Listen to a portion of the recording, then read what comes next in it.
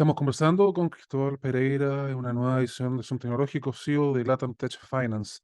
En esta oportunidad vamos a conversar respecto a la ley FinTech, también el impacto de estas criptos y, por supuesto, las regulaciones que existen en nuestro país. ¿Cómo le va? Bienvenido a Zoom Tecnológico. ¿Cómo le va su jornada? Muy bien, Klaus, muchas gracias por la invitación. Feliz de poder conversar de estos temas en el programa. Hablar de cripto, hablar de blockchain, estos temas que para hace un par de años atrás era bastante extraño, quizá novedoso. Sabemos que este mundo es bien interesante. ¿Qué nos podría indicar ya primeramente en este año 2022 en qué situación nos encontramos con este tipo de términos? Bueno, de todas maneras, yo diría que hay dos grandes hechos que han impulsado obviamente el uso y la adopción de las criptomonedas. Por un lado, la pandemia obviamente es trágico a nivel del punto de vista de salud, pero aceleró muchas de las adopciones tecnológicas que estamos viendo hoy día, entre ellas las criptomonedas. Mucha gente obviamente se vio en la necesidad o en el interés de aprender más respecto a las criptomonedas, empezó a invertir y eso obviamente ha traído hoy día un auge importante en este rubro a nivel Chile. De hecho, más o menos las estimaciones de los exchanges, de los tres principales exchanges nacionales que hay, nos dan cuenta de aproximadamente unas 500 a 600 mil personas que son usuarias de criptomonedas en el país, lo cual está en torno al 2,5% de la población, que está también cerca de los parámetros internacionales. Entonces, en ese sentido, a nivel Chile, vamos bastante en línea de lo que está sucediendo afuera.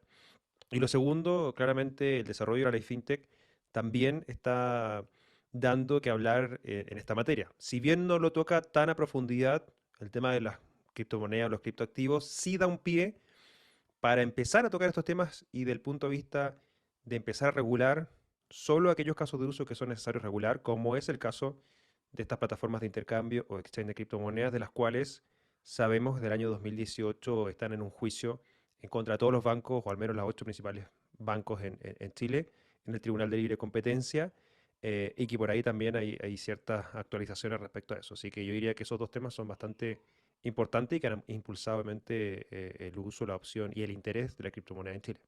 ¿Se le podrá considerar una moneda a esta criptomoneda? ¿Se le podría considerar quizás como una moneda de cambio, como también se le trabaja, por ejemplo, en El Salvador, en otros países donde esta opción empieza a ir aumentando? ¿Usted cree que quizás a futuro podamos tener esta opción acá en nuestro país? Mira, de todas maneras, la definición de moneda viene como una especie de estándar internacional, que sea una unidad de cuenta, que sea transferible, fácilmente transportable, ¿cierto? Que sea una reserva de valor, por así decirlo. Y si uno empieza a tomar esas definiciones, en el caso de las monedas, en la moneda nacional o las monedas latinoamericanas, bueno, claramente tenemos de que se usa como un intercambio de valor, es transferible y todos los precios se denominan en pesos chilenos hoy día en Chile. De ahí a que sea reserva de valor es bastante complejo porque la inflación que tenemos hoy día, la verdad, es que nos da cuenta de que vamos perdiendo 10% en poder adquisitivo el último año. Pero de cierta manera hoy día no sé si sea algo interesante de adoptar, como en el caso de El Salvador, Bitcoin, una moneda de curso legal. Pero que sí, por ejemplo, en el caso de lo que hizo Japón en el año 2014, de aceptar Bitcoin o las criptomonedas como medios de pago. No son aceptadas, no son como una moneda de curso legal, pero sí son aceptadas como un medio de pago. Y eso te permite, obviamente, darle la posibilidad a las criptomonedas también de ser un medio de pago, de lo cual finalmente están construidos. Bitcoin es un medio de pago entre personas, es transferencia de valor entre personas. Nunca se hizo con la finalidad de ser una moneda, sino que netamente de ser una forma de transferir valor. Entonces, no, yo diría que no están las condiciones hoy día para que Chile adopte Bitcoin o otra cualquier criptomoneda como una moneda de curso legal, pero sí estaría súper interesante de que se avance en materia de aceptar las criptomonedas como medio de pago, que eso sí, obviamente, sería mejor que tenerla como moneda de curso legal. Ustedes van conversando en su plataforma, en Latam Tech Finance, esta idea de ir democratizando todas las monedas, de ir ampliándolo a otro tipo de ideas acá en nuestro país. Vemos que también esto se ha ido ampliando a través de las tarjetas de crédito, de prepago, a este tipo de instancias que ya se vienen utilizando en nuestro país. ¿Cree que esta idea es importante ir abriendo este tipo de ámbito para la digitalización de las monedas? Sí, de todas maneras. De hecho, lo que uno ve, por ejemplo, en países como Argentina, que están mucho más avanzados en la fintech, que son billeteras digitales que tienen tarjetas de prepago, que inclusive ya tienen todas de ellas incorporadas las criptomonedas también. Por ejemplo, poder pagar o tener una tarjeta de crédito prepago de la cual le puedas cargar saldo con criptomonedas, también es algo que es bastante interesante, sobre todo por tener la posibilidad de usar distintos tipos de activos que uno tiene para poder hacer pago. Entonces, en ese sentido, son importantes, son relevantes. Creo que ayudan a la inclusión financiera de todas maneras. O sea, con el simple hecho de saber de que existen casi dos celulares por persona en Chile, pero que solamente el 75% de la población tiene una cuenta bancaria, ya te da un claro ejemplo de que hoy día es más fácil tener un celular que tener una cuenta bancaria. Y eso no debería ser, porque obviamente en un mundo en el cual nos estamos digitalizando, la finanza y la economía ya se están transformando en una era digital, todas las personas debiesen tener la posibilidad de acceso, obviamente, a una billetera digital. Y eso hoy día lo permite finalmente las criptomonedas. Si no tengo una cuenta bancaria, puedo tener una billetera en mi celular y puede recibir y enviar valor sin necesidad de una institución financiera que me avale eso. Y eso ya obviamente es posible hacerlo con esta tecnología. Es parte también de lo que promovemos y educamos a través de College, que es nuestra academia de la Tech Finance, en la cual le permitimos o le ayudamos a las personas a entender este uso de activos digitales y la billetera, y obviamente en base a eso, cómo adentrarse en esta nueva economía digital. ¿Tenemos esa cultura administrativa, esa cultura monetaria en nuestro país, o falta ir desarrollando quizás un poco más esto? Porque estamos hablando de, por ejemplo, Fiestas Patrias que recientemente pasó, existen todo este tipo de bonos que empezaban a llegar, no sabíamos qué hacer con ellos, existe quizás esta cultura para ir guardando este dinero o de ir invirtiéndolo quizás en algún tipo de acciones o en algún tipo de instancia un poco más óptimas en el caso de ir entregándonos más beneficios. Es una muy buena pregunta. A nivel de percepción, por un lado, creo que hemos avanzado bastante en materia de educación financiera y eso gracias, yo diría, a lo que son las redes sociales. Hay muy buenos influencers financieros que han estado dando mucho aporte en ese sentido y de lo cual nosotros trabajamos con varios de ellos para que también puedan entender y conocer el hecho de que las criptomonedas es un tipo de activo también del cual pueden acceder. Entonces sí se ha avanzado en ese sentido. Yo recuerdo el año 2013 cuando partí emprendiendo en el área de fintech, educación financiera, algo que ni se tocaba en ninguna parte, eh, y de cierta manera fuimos tratando de impulsar ciertos conocimientos, o sea, preguntarle a una persona qué es el dinero, cómo funciona la tasa política monetaria, qué es el interés, qué es el interés compuesto, qué es la inflación, que hoy día obviamente todos hablan de la inflación y que nadie puede finalmente explicar lo que es la inflación. Son conceptos que nosotros debiésemos conocer, manejar, para tomar decisiones en términos de que al menos si tengo la posibilidad de ahorrar, tengo que ahorrar en algún instrumento que al menos le gane la inflación. Si no le estoy ganando la inflación, igual estoy perdiendo dinero. Tal vez menos que tener los pesos en mi colchón, o en el banco, pero estoy perdiendo. Entonces, ese tipo de manejo y administración y gestión claramente es algo que falta, pero que he visto a nivel de percepción que ha venido aumentando. Ahora también, a nivel de datos que hay de encuestas en términos de conocimiento, educación financiera, Chile con respecto a la OCDE, por ejemplo, también está abajo. No es un país que tenga un cierto nivel de conocimiento en educación financiera y está del promedio hacia abajo en los países de la OCDE. Y eso es algo que también se tiene que hacer no solamente a nivel de privados o influencers, sino que también a nivel público y de gobierno, y que ahí obviamente he visto que no hay incentivos o intereses en promover el tema de la inclusión financiera y la educación financiera también. De hecho, yo recuerdo que en el colegio nos enseñaban a rellenar los cheques, por Sí, ejemplo, me acuerdo algo que también. ya prácticamente no se hace, No obviamente, por funciona ya. esta digitalización de las mismas monedas. Claro. Lo quiero llevar a la ley fintech justamente porque se habla acá de dos conceptos importantes, que es la privacidad de los datos, porque versa que estos datos pueden irse chequeando, se pueden ir ocupando. ¿Qué pasa con esto? Y también con la ciberseguridad, que es otro concepto que la misma ley volvió a entrar en el Congreso justamente porque no se conocía o bien no había tantos datos respecto a estos dos ítems. Bueno, de hecho, Samuel Cañas, que el presidente de FinTech Chile salió hace, nada, creo que hoy o ayer hablando respecto a eso, y comenta y afirma de que claramente a nivel de privacidad, lo que tiene la ley FinTech es mucho mejor, o sea, mucho más privado de lo que hay actualmente vigente. Y obviamente todos están en materia financiera preocupados por los temas asociados a la privacidad. La privacidad de los datos es muy importante, sobre todo pensando en que esta ley FinTech propone lo que se denomina como el Open Finance, ¿cierto? Que es la posibilidad de que la banca pueda integrarse con plataformas tecnológicas llamadas FinTech para poder mejorar la experiencia de usuario de los clientes y para eso necesitan de algún tipo de grado de conexión.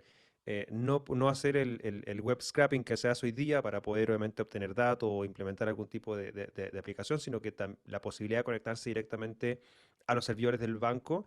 Y ahí obviamente los dos grandes temas son la privacidad y son el tema de la ciberseguridad. En materia de la privacidad, como dije, o sea, Samuel fue súper claro y enfático en decir de que en materia de privacidad es mucho mejor con la ley FinTech que sin la ley FinTech. Y en materia de ciberseguridad, yo diría que las fintech chilenas están muy bien preparadas, sobre todo por la disrupción de empresas asociadas a ciberseguridad, que muchas de ellas ya tienen incorporadas muchas de las políticas necesarias para poder operar en este Open Finance que se denomina. Entonces, en ese sentido, obviamente hay cuidado por parte de los reguladores y obviamente el ámbito político, porque son temas que llaman bastante la atención y nadie quiere sufrir algún tipo de hackeo, pero son temas que ya se han abordado. De hecho, los mismos bancos tienen claras sus políticas y las fintechs se adoptan a esas políticas. Y bueno, tampoco uno puede prever de que no va a pasar nada y hay que obviamente estar preparado de que si pasa algo, definir bien quiénes son los responsables, cómo poder pasar esto rápidamente, pero de los errores también se aprende, entonces también hay que tenerlo eso en consideración. ¿Cree usted que aquí en esta misma línea, cuando se habla de Open Banking, Open Finance, estos dos nuevos conceptos que ya se empiezan a ir trabajando, va a hacerle bien a la economía nacional, justamente ahora que están entrando estos nuevos consumidores, estos grupos millennials, por ejemplo, que van también empezando a adoptar nuevas tecnologías y por supuesto con ello también la idea de ir monetizando todo de forma más digitalmente? Sí, porque claramente hay mucha eficiencia en esta integración. O sea, el simple hecho que ya puedas tener conectados y automatizados los servicios y no tener que estar haciendo un web scraping donde cada cierto rato los programadores tienen que estar revisando si es que cambió algo en el HTML para poder hacer los ajustes. Eso ya son ineficiencias que obviamente impactan directamente ya sea en tiempo o en precio de los productos que están ofreciendo las propias empresas. Entonces, claramente en ese sentido hay eficiencia, hay mejora. ¿Qué es lo que puede mejorar? Inclusión, precio, ¿cierto? Acceso, reducción de tiempos, a lo mejor la solicitud de un crédito hipotecario puede salir mucho más rápido, el tema de un préstamo personal, etcétera. O sea, realmente hay mucha eficiencia en tiempo y en precio que las fintech van a poder generar o entregar a los usuarios con esta integración directamente en Open Finance. Y en línea con esta integración y por supuesto también a la inclusión financiera, ¿cómo lo está haciendo College? ¿Cómo lo están haciendo desde Latam Tech Finance? ¿Existen quizás cursos, capacitaciones? ¿Se habla de este tipo de conceptos para finalmente ir incorporando a más usuarios?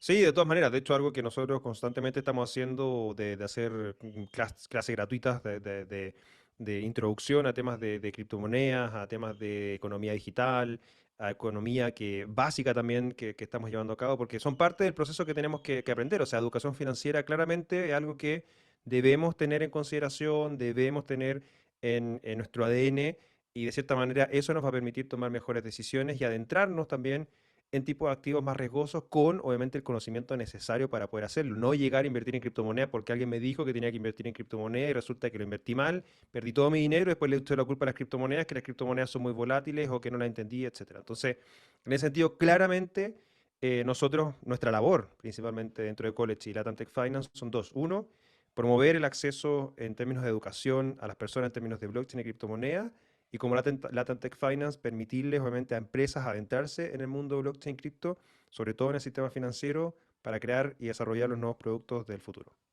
Finalmente, sabemos este mundo del blockchain que también está empezando a aparecer. También esto es una tecnología súper disruptiva, súper importante. Y junto con ello llegan estos contratos inteligentes. ¿Por qué avanzar en esa misma línea de acción y potenciar también estas instancias quizás a nivel de organizaciones gubernamentales o quizás ir ampliándolo para también ir potenciando obviamente este tipo de tecnología? Los contratos inteligentes te permiten optimizar procesos. Claro ejemplo, lo de la Bolsa Comercio. La Bolsa Comercio implementó una aplicación basada en contratos inteligentes que en vez de hacer un proceso físico, presencial, que tomaba 4 días, ahora lo hace en 5 minutos. Y eso principalmente porque la bolsa detectó de que no era necesaria su intervención física, sino que era un ente gestionador de documentos y que por medio de los contratos inteligentes permitió optimizar este flujo de procesos que tenía. Los contratos inteligentes en simple es programación, es un código que corre encima de esta tecnología llamada blockchain o cadena de bloques, que nos permite dejar registros de hechos que ocurrieron un día y una hora determinada, con una marca de tiempo que no puede ser modificada ni eliminada. Entonces eso permite coordinar esfuerzos entre varias entidades. Si por ejemplo queremos desarrollar algún tipo de aplicación en el sistema bancario, pero tenemos que conectarnos con otros entes, con otros reguladores, por ejemplo, etcétera, un contrato inteligente o contratos inteligentes dentro de una aplicación blockchain funciona para poder coordinar esos esfuerzos en términos de información o transferencia de valor si son necesarias. Y eso es lo que finalmente también está generando los grandes cambios, las disrupciones que estamos viendo en el sistema financiero. La implementación de los contratos inteligentes para poder hacer operaciones internacionales mucho más fácil, ágiles y sobre todo para hacer liquidaciones y compensaciones automatizadas y no tener que estar sufriendo de esos procesos que los que están dentro del sistema bancario y financiero sufren muchas veces porque las liquidaciones y compensaciones son la parte más compleja de operaciones financieras. Genial, Cristóbal. Agradezco su tiempo, la oportunidad de conversar este tipo de temas y también hacer quizás una bajada un poco más a usuarios que no tenían quizás este tipo de conocimiento y están también ir exponiéndolo. Obviamente, saber cómo poder llegar a los distintos cursos, capacitaciones, quizás charlas que ustedes vayan desarrollando para también ir ampliando este tipo de conocimientos, ir acercando también este mundo que puede parecer desconocido y que justamente buscan también llegar a otro tipo de usuario. Por supuesto, college.social es nuestra página web y en todas las redes sociales estamos como Somos College, así que ahí nos pueden encontrar directamente, preguntar y siempre vamos a estar disponibles para resolver dudas o consultas. Genial, que tenga una excelente jornada, que la vaya muy bien.